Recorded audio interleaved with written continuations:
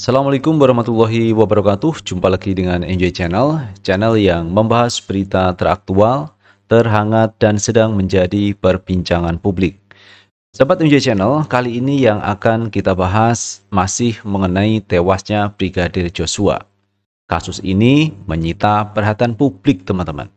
Kenapa ini diperhatikan oleh masyarakat? Karena kasus ini terjadi pada tanggal 8, itu diumumkan tanggal 11.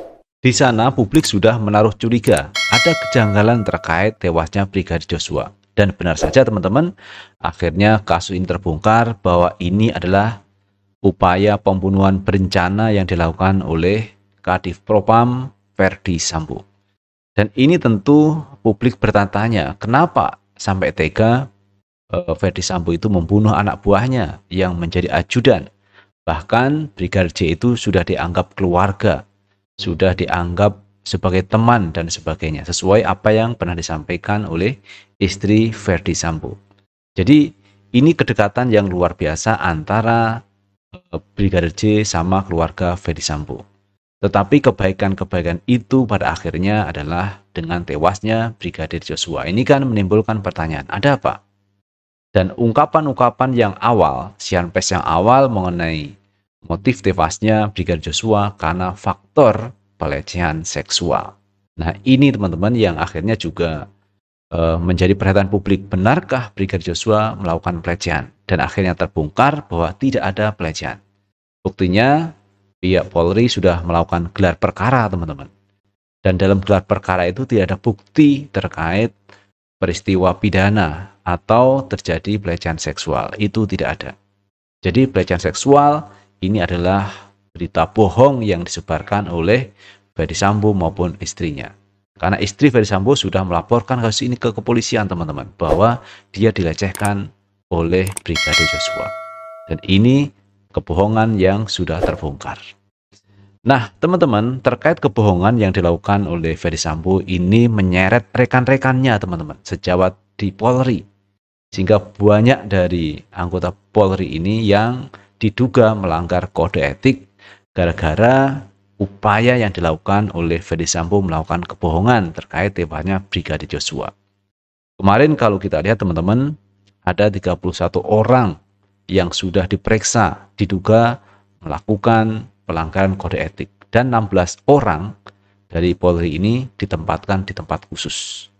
Nah, ini kan menyeret banyak orang terkait apa yang dilakukan oleh Ferdy Sambo. Nah, terkait kebohongan ini teman-teman, ada desakan dari IPW supaya Ferdy Sambo dipecat. Karena korbannya sudah banyak terkait ini teman-teman.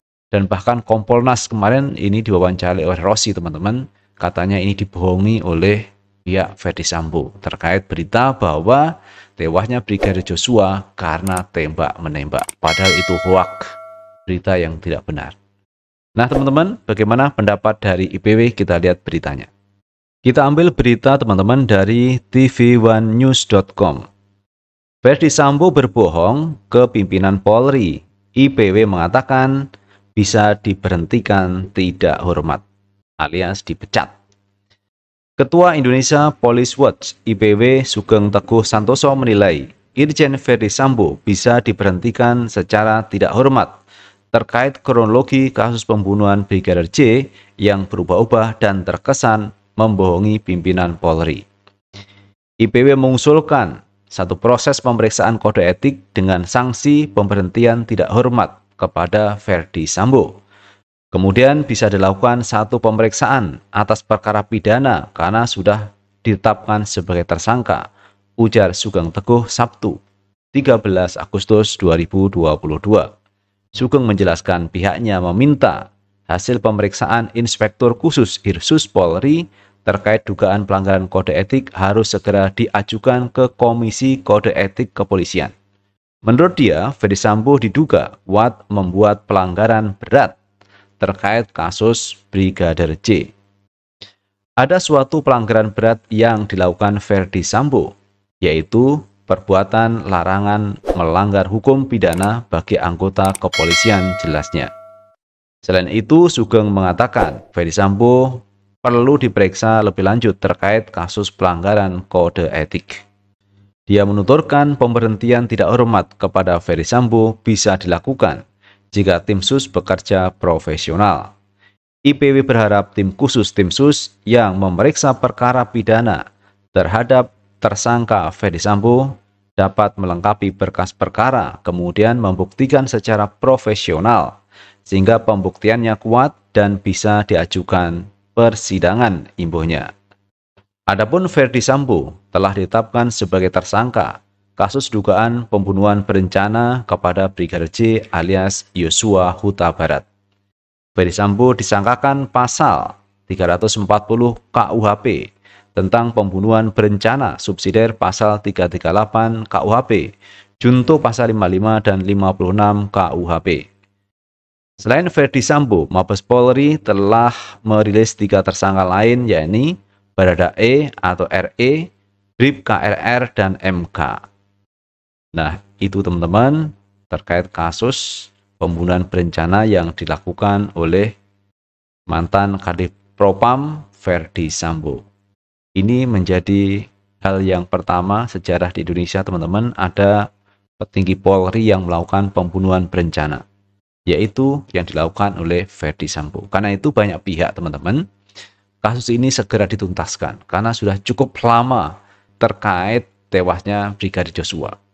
Kenapa lama, teman-teman? Karena ada orang-orang yang mencoba untuk melakukan obstruction of justice atau menghalang-halangi penyelidikan. Jadi orang yang menghalangi penyelidikan namanya obstruction of justice. Berupa apa itu? Menghilangkan barang bukti, merusak TKP, kemudian misalkan mengambil CCTV, itu adalah bagian menghalang-halangi. Dan juga termasuk apa yang pernah dilaporkan oleh istri Ferdy Sambo terkait pelecehan seksual. Ini kan mencoba untuk menghalang-halangi terkait penyelidikan, yang sebenarnya pelecehan seksual di rumah Kadif Propam Ferdy Sambo itu tidak ada.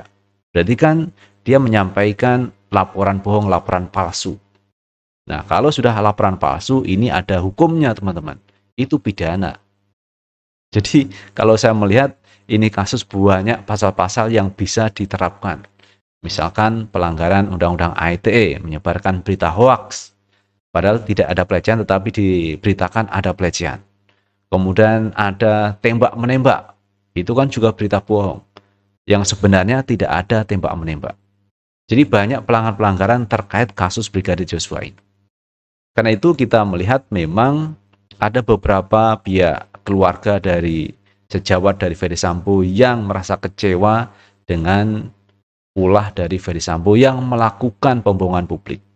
Karena dengan melakukan skenario membohongi publik ini, banyak orang yang terseret menjadi korban. Ada keluarga yang tidak terima kepada Ferdy Sambo.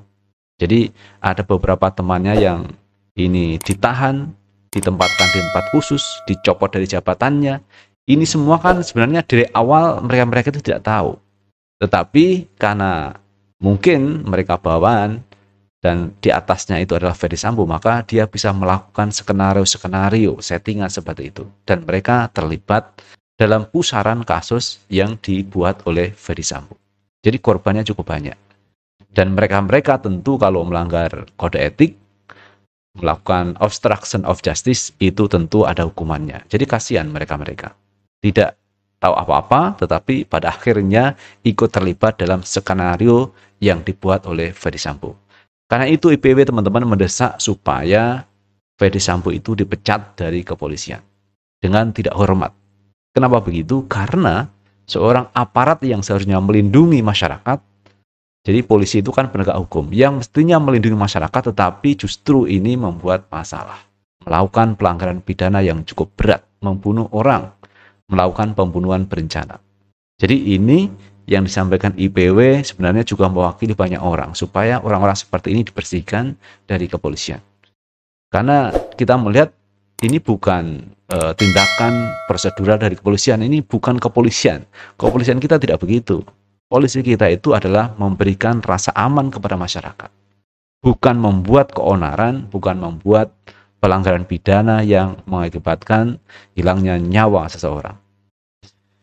Itu, teman-teman, yang bisa kita bahas kali ini, dan terima kasih telah menonton video ini. Sukses selalu. Assalamualaikum warahmatullahi wabarakatuh.